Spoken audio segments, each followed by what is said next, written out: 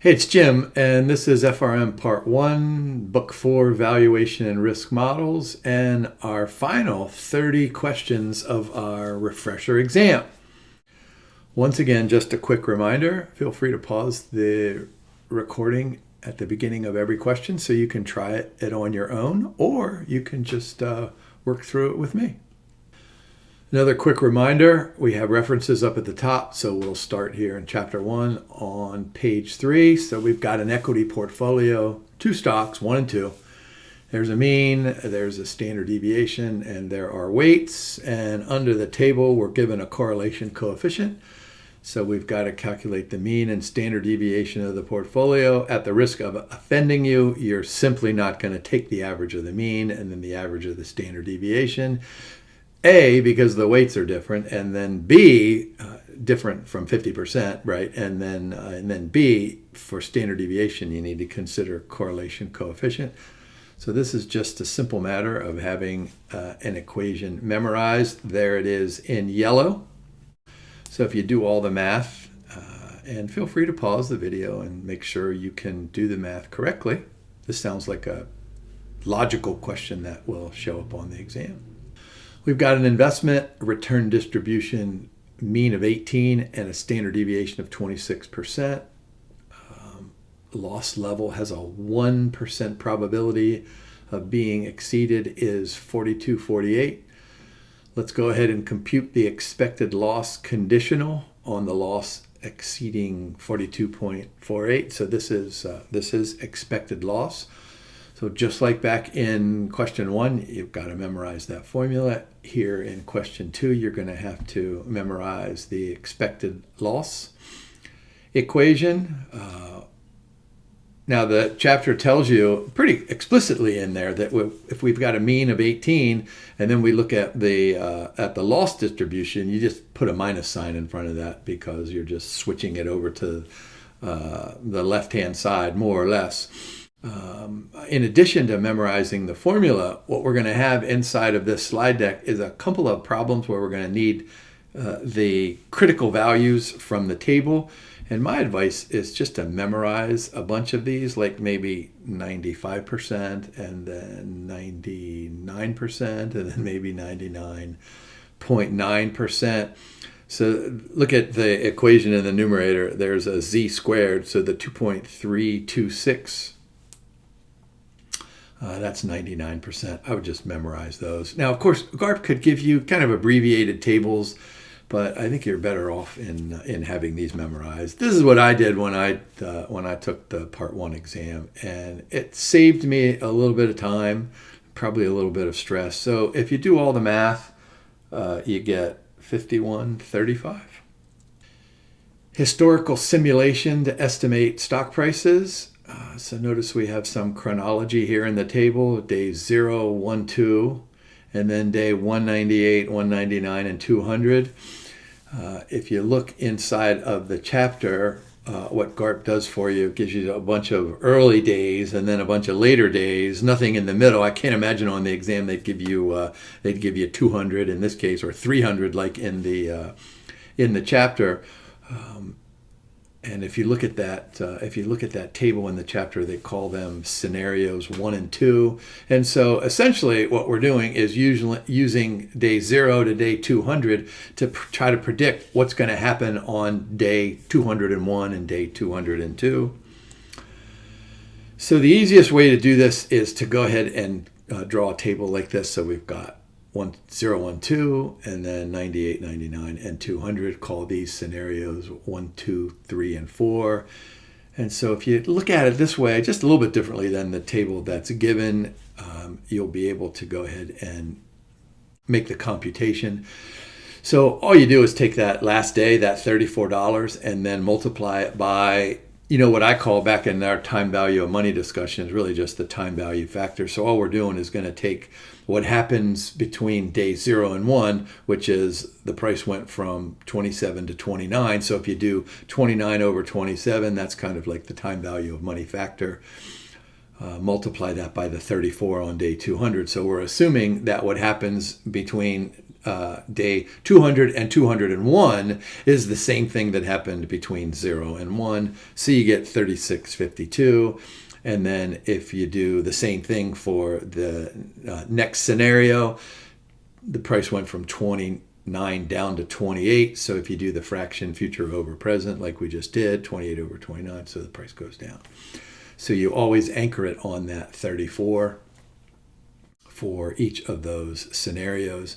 So what I want to do is call your attention back to tables 2.1 and 2.2. My advice is to pause the video right now. You're on those tables as the reference point, but I want you to go through the stock price and then the other 3 variables in there, because when you do some of those, you do it exactly like this, and some others you don't multiply, you do some adding. So make sure you're familiar with all 4 of those different assets in terms of the portfolio. And then look on the far right in those tables, there's an entire portfolio value. Now, it's kind of my estimation that to do 4 of these assets and then do a portfolio, that's way too long to be expected to complete this on an exam. But one of these. So there are 4 questions in here. So even though we just did one of them, you should be prepared for all 4 of them. All right, what's a regime switch? So this is a scenario under which we've got some dramatic change in standard deviation. So let's figure this out. So we go from an index returns from normal to one with fatter tails, reversion to the mean, change from unconditionally normal to conditionally normal. Probably don't like any of those. If you look at D, 75 to 205, so that sounds like a regime switch when there's a statistically significant or a substantial change in volatility. So those first 3 are probably not changes in, at least dramatic changes in volatility. So we're left with D. And there's a couple of good explanations down here at the bottom. So mean reversion, that's not a regime. Fatter or thinner tails, that's not. And then remember that change from unconditionally normal to conditionally normal, that has everything to do with the standard deviation, but that's just a change. It doesn't have to be a regime switch. So that might be a little subtleness to that question.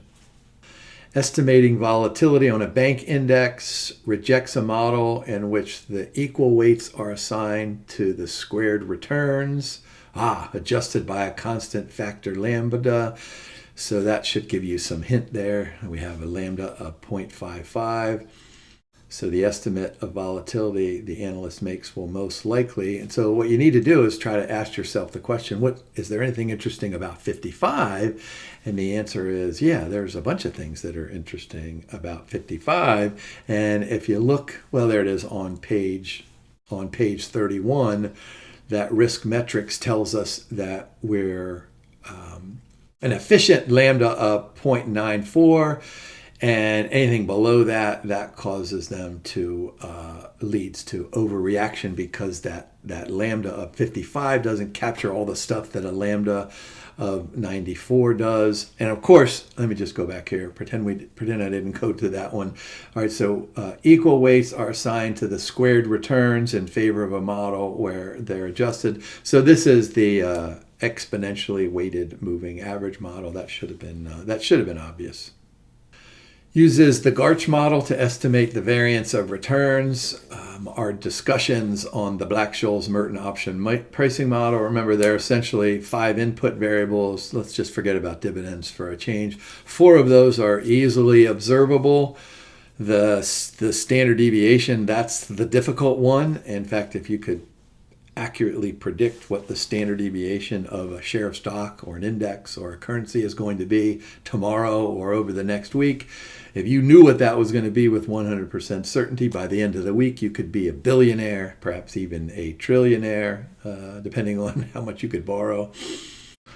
So we're going to use this GARCH model to try to give us a better estimate. Remember, the GARCH model says something like, hey, what we're focusing on is the most recent return and the most recent standard deviation observed, adjusted by this GARCH model. So you have to memorize the equation, and it's a relatively simple one. There it is in yellow. There's the lowercase omega. Looks like a jack-o'-lantern there, I guess. So these are given up there. So if you just throw those in, you get 0.0189. Gosh, at the risk of offending you, please make sure you take the square root of the variance of the 3 zeros and the 36, because you know that the 3 zeros and the 36, that's going to be one of the potential answers, and it's going to be an incorrect. It's going to be an incorrect answer. All right, we've got average hazard rates. We've got cumulative probability of default for bonds 1 and 2. So we have a client who's thinking about buying these bonds. We want to figure out what these probability of default. So we left that blank on the top right. We left it blank on the bottom left. So let's figure out those things. Hopefully, if you're on page 46 and 47, you'll remember that you need your little e to the x button. So once again, this is just a manner of just memorizing some more formulas. There they are down at the bottom. We're going to use the same formula in the first one for the probability of default. We're just going to solve for the probability of default. In the second one, we're given that, the 21%. Let me just remind you, when you're raising something e to the minus ht, that hazard rate, in order to back down to get to the base level, you need to take the ln. So it's outlined for you there on page 46 and 47 if you don't have that memorized from earlier conversations or earlier recordings. But you get 9.2 and 3.9. Let's see, manufacturing firm approaches a bank for a loan, no publicly traded bonds, no history of default. Let's see, substantial 10-year loan from the bank. All right. The bank has an internal rating system to evaluate the loan and uses Altman Z-score, even though the local economy is suffering through a recession. So that's probably important. Z-score is 3.2. That's probably important. Bank uses point in time, right? Point in time. So think of a discrete line, chronology, and we're doing the point in time. Let's see, the score and rating are most likely an indication of. And so, so notice some of these choices here. More or less likely default, more or less likely to approve the loan. So you need to go ahead and ask yourself the question, all right, we're in this recession, and we've got a z-score of 3.2, point in time, combine all of those, and we're probably going to come up into less likely to default. The bank is less likely to approve the loan because of the point in time and the suffering. And compare that 3.2 z-score to the 1.8. So if you remember, and it tells you this on page 50. So a z-score of less than 3.2 tells us we have a high probability of default. I'm sorry, a z-score of less than 1.8. Ours is 3.2, so we've got a less likely to default because of point in time and suffering through the recession. There you go. Let's see, we purchase a bond issued by a corporation in Germany, BBB rating, credit default swap spread, 220 basis points. The advisor makes the following comments. Credit spreads and ratings are equally important in determining the level of default risk on a bond. I'm okay with that part of it. Credit spreads can adjust to new information more quickly. Of course, those of you who have the Bloomberg terminals like we do in our finance trading lab, you can just go in and get that credit spread any minute of any day. So of course that reacts to new information more quickly and are less volatile. Oh my gosh, we don't like the less part of there. They're probably more volatile. Comment 2, credit default swap market suffers from illiquidity problems as well as clustering. That sounds okay. Credit default swap market. I mean, sometimes it's a massive market, sometimes it's not. But then what else do we have? Likelihood, increase the likelihood of default if France defaults. So go back up to the comment on clustering. back when I was in graduate school, and this word is used inside of this chapter as well, contagion. Contagion simply means that defaults are contagious, meaning that if, France and Germany, if these economies are linked, which you know they are.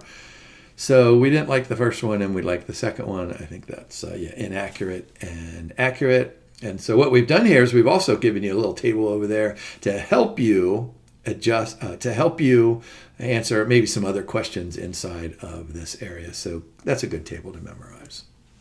Let's see, default rates over time, years 1 through 6. So we're given those default rates. How about the default rate distribution is closest to? So 99.9 percentile. So in order to do this, we need the mean of those, and we need the standard deviation of those. And what we're told here, let me go to the answer. What we're told is that we need to convert these to natural logs. So there's some formulas down there, but I'm going to go ahead at the risk of offending you. You guys want to get out your calculator? Do you have this one? Or do you have the 12C? I'll just do it on here, and I'll tell you how to do it on the 12C. So if you want to turn it on, and we're going to use the little sigma plus button. I think I did this back in one of the recordings, but it's probably worth doing. So let's just quickly do this. So do the 0.0121 and then convert that to the natural log. So you get, we're going to get a bunch of minus 4.44s, and we're going to take the average. So hit your sigma plus button. So let's do this 0.0094, do the natural log, hit the sigma plus button, 0.0138, natural log, sigma plus button, 0.0312, natural log, hit the sigma plus button, 0088, natural log, sigma plus 5, I got one more, 0.0062, natural log. Okay, so there's my 6. So now we've got them entered. So just hit your gold 7. You got the X bar, Y bar under there. So gold 7. There you go. Minus 441444414, and then do the gold 8, the little S over X, and you get the 5518. How long did that take? A minute and a half. It's probably worth it, even if it's one of you guys out there that are watching, that's worth it. All right, so you get the mean, and this is way easier than using that formula over there on the bottom right. So we have the mean and the standard deviation. And so remember, what did I say to you earlier? Let's go ahead and memorize some of those Z values. So 99.9, there it is. Can you see 3.09? So that probably is super helpful if you had this. Of course, GARP may give you kind of an abbreviated table, and you got to go like this, you got to go like this, and you're going to get 3.09 anyway. So you get, if you do that distribution, you get the 2.73, and then hit that little e to the x button, and you get 648. Well, how long did it take us to do that problem? Remember what I said to you in that one video that I tried to shoot for, doing 25 questions in an hour's time? Well, we took too much time on there, but I had to show you on the calculator where you could do that really quickly. I mean, this question here you ought to be able to do in 45 seconds. How about that? Let's consider a portfolio of loans issued by a bank.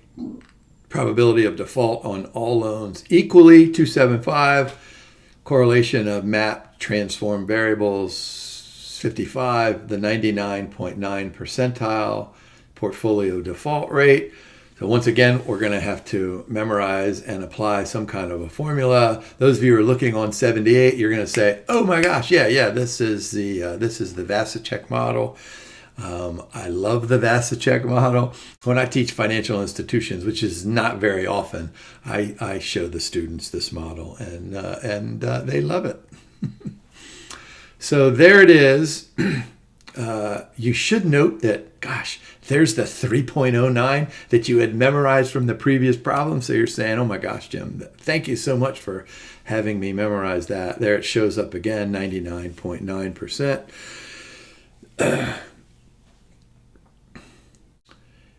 Here's the problem that GARP has in asking you this question. You've got the standard normal, and you've got the inverse. So how is GARP going to go ahead and provide you with, this stuff? Wouldn't it be awesome if you could just whip out your Excel spreadsheet and hit one of those functions out there? But of course, you're not going to be able to do that. So you've memorized the 309.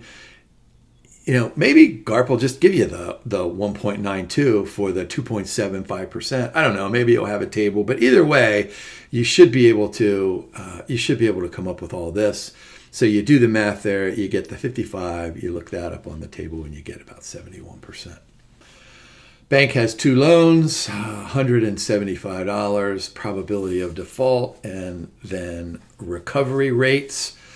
So the Basel II capital requirements, so you ought to think of that worst case default rate formula in there. And we'll have to do it twice, one for loan 1 and one for loan 2. So there it is down at the bottom. So the Basel II, remember that's 999. So subtract out the 175 and the 0.7. Don't forget the recovery, 1 minus the recovery rate, and then there's the exposure, the 100 and the 75. So you get around 60 and around 33, and so you sum those, you get around 93. Cobblestone Bank, series of recent events. Which of the following is most likely characterized by an operational risk?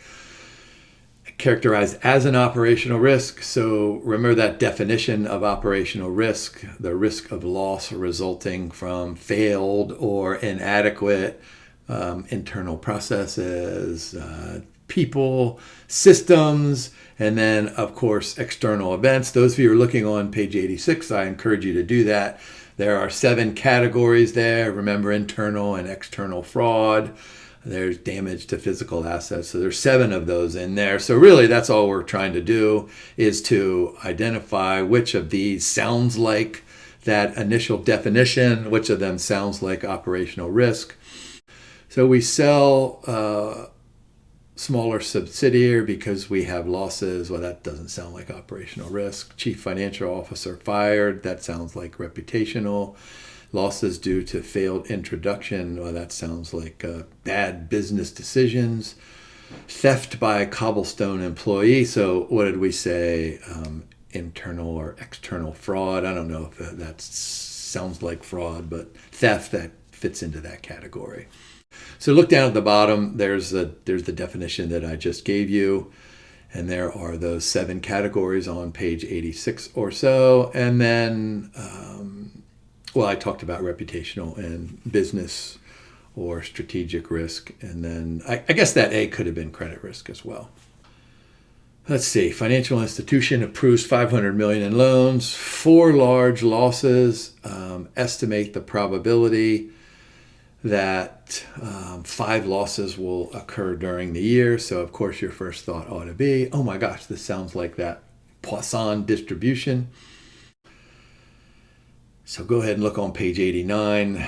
There's the equation in yellow that you'll have to memorize. So if you do all the math there, you get 1563. And then we're on page 89, so skip over to 93. We'll go ahead and do the power law with this one. Let's see, international bank notes that several are located in a floodplain. All right, so we need to worry about flooding. Manager estimates a constant of 12,000 and an alpha of 3.5. So the 99th percentile. So we'll use that power law, which gives us some estimate of extreme loss events. And that's how heavy that tail's going to be. So down there on the bottom right, you can go ahead and hit your LN button, and you get 5456. Bank manager concerned, bank does not have sufficient capital. Specific scenarios, that's probably important. Substantial losses after an unexpected increase in swap spreads. Part of the risk management protocol computes traditional value at risk and stressed value at risk as measures to quantify potential losses. So which of the following statements is most accurate? The manager is most likely to select Well, this is a question, pretty much a definitional question on the difference between traditional value at risk and stressed value at risk. And so the question then becomes, what are the time periods? So look at the four answers. You have either a 3-year time period or a 2-day time period, and then either forward-looking or backward-looking. And so remember that for traditional value at risk, what we do is look at the last day or two or the last week or so. But the stress value at risk, we want to take, kind of a period and say, what happens if this period and under which there was some negative event, how's that going to play out in the future? So that leads to longer periods for stressed value at risk. And then this is forward-looking. Another question on stress testing model in which a firm's operating cash flow is tested during historical stress period. The two most important or critical outputs to ensure the bank's survival. Well, this goes all the way back to, one of our beginning chapters. What's the most important thing? You got the bank's balance sheet, and we're worried about that bottom right, whatever we call that. Let's call it capital. Forget about all those different tiers and all those different things. But, we need to worry about capital. And then we need to worry about runs on banks. I don't even know if you guys know what that means these days. I mean, I know you know what it means. But, during my lifetime, there were people who actually went down to the bank. There was no internet, of course, or computers. And they stood in line to get out their money. Now we have, I guess, virtual runs on banks. So the correct answer there, capital and liquidity. Hedge fund discovered a pair of bonds, identical coupon rates and maturities. Both are A-rated. Hedge fund believes there is little risk of credit migration for either bond, but expects their correlation coefficients to revert to mean value. All right, so reversion of the mean. We've got one bond selling for a little bit higher price than bond 2. We're going to short one bond and purchase the other bond and post the margins. All right, so identify the expected price movement for each trade and the condition under which a margin call would occur. All right, so we're going to take a long position in one, a short position in the other. But what happens if we're wrong? So that's pretty much the second part of the question. So we're expecting the price of bond 1 to fall. That sounds like the correct answer, right? That's the higher price, so reversion to the mean. Somehow that's going to lead to a lower price. And we'll experience a margin call if the bond in 1 rises. So this is what we call that relative value arbitrage. And so we may experience a margin call if bond 1 rises because we're taking the short position in the higher price. If it goes up, and then we have the margin. Yep. A note issued by a tech firm matures in 18-month, coupon rate 56. Here are the discount factors, so determine the price of this technology bond. So this is just a matter of getting out our financial calculator and multiplying the discount rate by each of those different values. So coupon rate is 56, so half of that is 28. So you multiply 28 by the 987 and by the 978, and then the 100 plus the 28, or the 2.8. So if you do all that, you get 104.81. Senior analyst observes 2-year spot rates to be 3.6, 3-year spot rates to be 4.4, continuous compounding assumptions. We expect the forward rate for the 3rd year to be 62. Which of the following strategies will the analyst most likely pursue? We need to figure out what that forward rate is based on the 2-year and the 3-year spot rate, continuous compounding. So we're going to go ahead and use that little e to the x button. So let's go ahead and do that. So we've got 44 times 3, 36 times 2. So if you do the math, you get 6%. So we're going to end up borrowing for 3 years and investing for 2 years. It all has to do with the calculation of that equilibrium. Can I call it that? 6%. Determine the forward rate 6 months from today and the 1-year par rate given the following information, semi-annual compounding. So this is just a matter of going ahead and determining these rates. The forward rate, I think, is way easier. All you have to do is some simple algebra. For the par rate, you got to figure out those discount rates first and then throw them into an equation.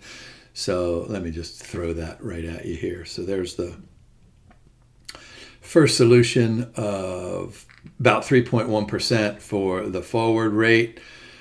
Make sure you divide by 2, do all that stuff that we did back in the recordings and that are shown on page 133. And then for the par rate, what did I say? You got to compute those discount factors there. So you get the 989 and the 974, and you have to throw those into the 1-year par rate equation, and you get 259. Foundation invests $5 million in 5-year notes to immunize a portfolio. Let's see, purchase price $97.61, coupon of 4.8. Foundation is able to reinvest at 3.2, so that's less than the coupon. After 1 year, the foundation sells the bond. So what's the realized return for that 1-year period? So we bought at 97, we sold at 96. That doesn't sound like a good deal, but what we did is we got a coupon of 4.8. We reinvested that at 3.2. So it's really just a matter of doing the math. So there's the 96 minus the 97. So that's a capital loss. And we add the 2 coupons. One coupon doesn't get any interest, and the other coupon gets 1 period worth of interest. Don't forget to cut that in half, 32 down to 16. You get 381. High net worth investor, diversified bond portfolio. Let's see, investment grade bond purchased for $98.62, sold for $99.41. Well, that sounds like a better deal than in the previous problem. How about the components of the P&L statement? So we're trying to figure out that box over on the right. What is the spread change? So remember that we've got the carry roll down. That's the return if nothing happens to interest rates. The rate change of what is happening to interest rates, cash carry, that relates to the coupon rate. So for the spread, what we're going to do is we're going to take the difference between the prices, and we're going to add that cash carry and then subtract out the carry roll down. So there it is right there, right? So you take the 99.41 minus the 98, add the cash carry, and then subtract out the combination of the carry roll down and the rate. So you get 12. Multiple clients own an option-free bond, current price $98.46. Option-free bond, that's probably important. Let's see. Express concern about a change in yields and how it would impact the value of their investment. The wealth advisor informs the clients they would prefer a higher convexity if the yield on the bond falls, and computes the convexity for them based on the information. So identify whether the advisor's comments is accurate and estimate the bond's convexity. So we have yield changes there by 50 basis points up and down. So there's our new prices. So we'll have to use that convexity formula.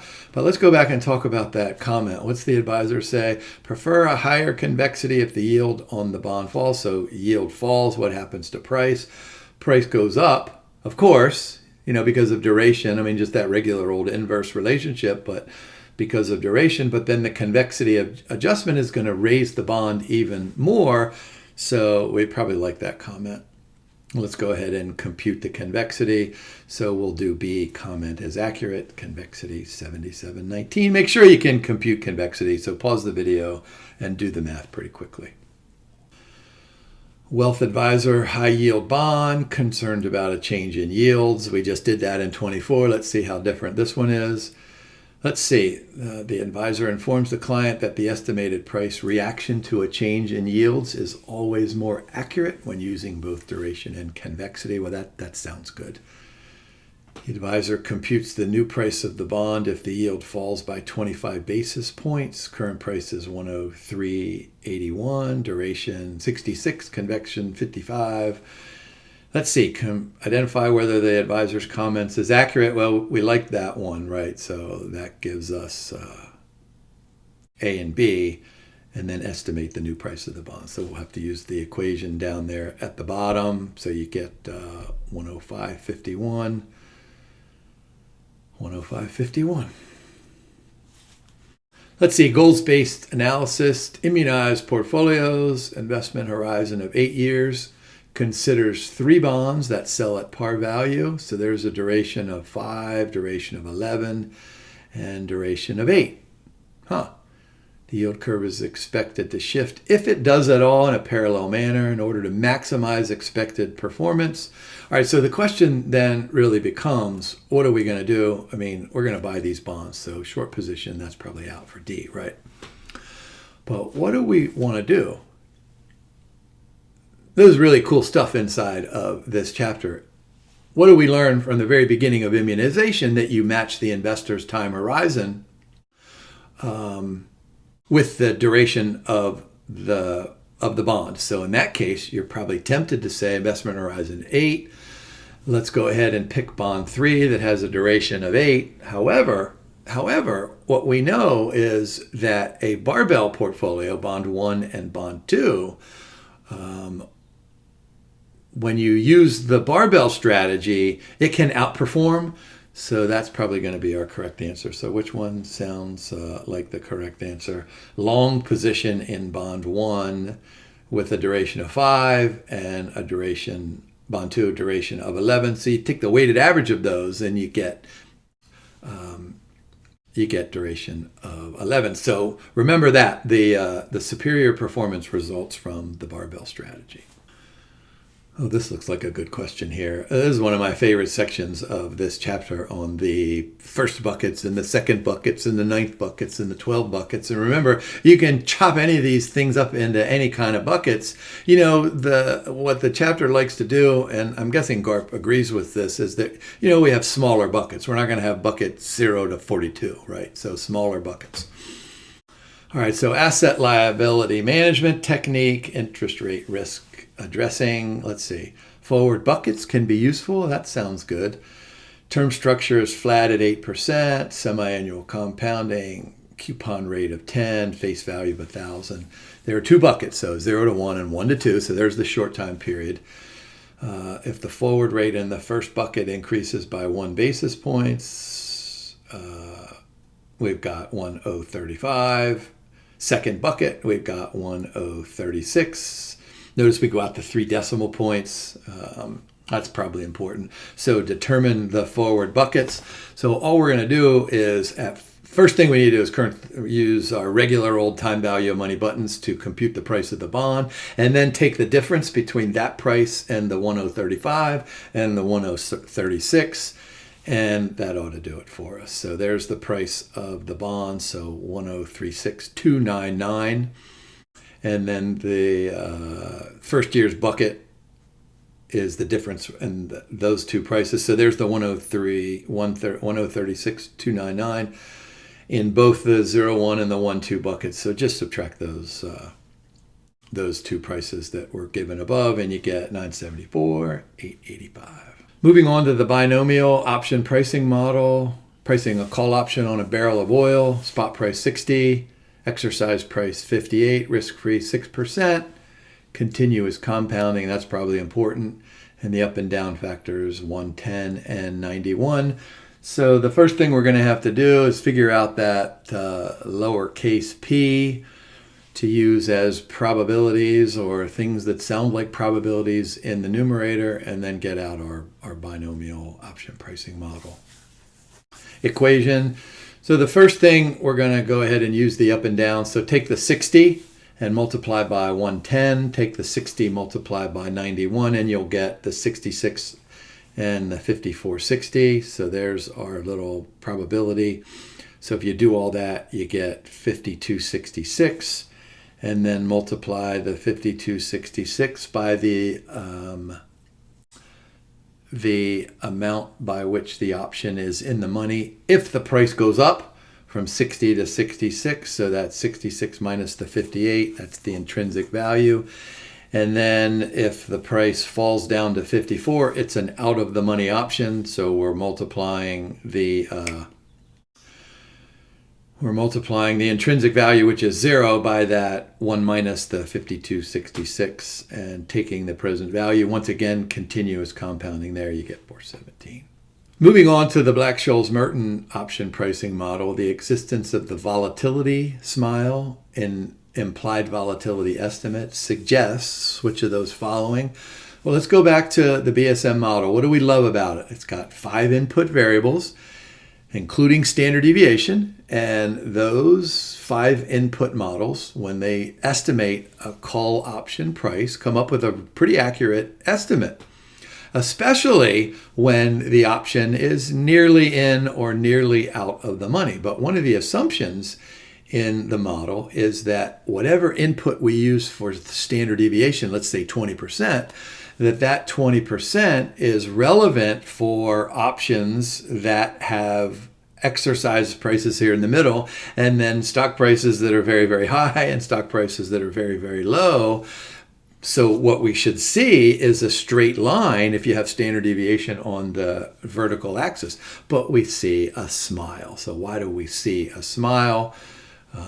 We see a smile for what reasons? Well, you should know that the volatility smile, that has to do with Black-Scholes. So A is out, binomial model.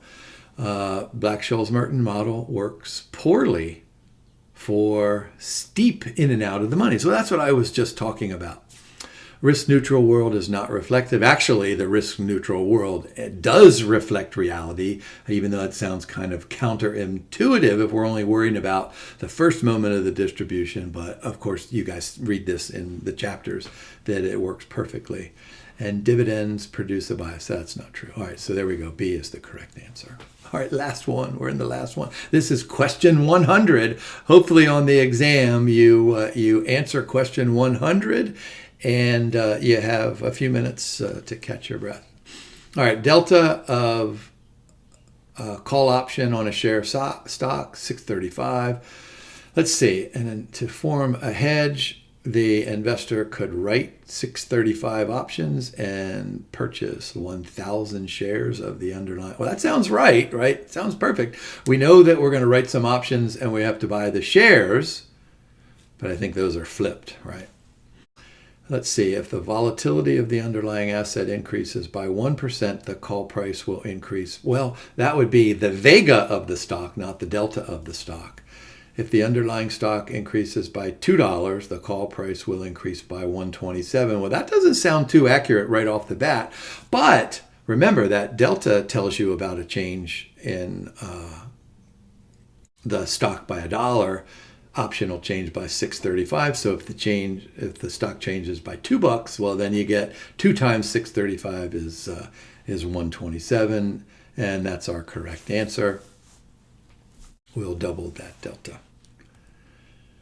Oh boy, let's take a deep breath. I sure hope that these 4 refresher exam videos have given you lots and lots of nuggets, maybe 200 nuggets, not just 100 nuggets to help you on the exam. So the chronology, if you remember what I said at the very beginning, is to use this refresher exam after the AnalystPrep mock exams. Go through this. In fact, watch the videos a couple of times if you want. Now you're ready to attack the GARP mock exams. I'll just go ahead and repeat myself. I went and bought the third one for, I think it was $75, and it was well worth it.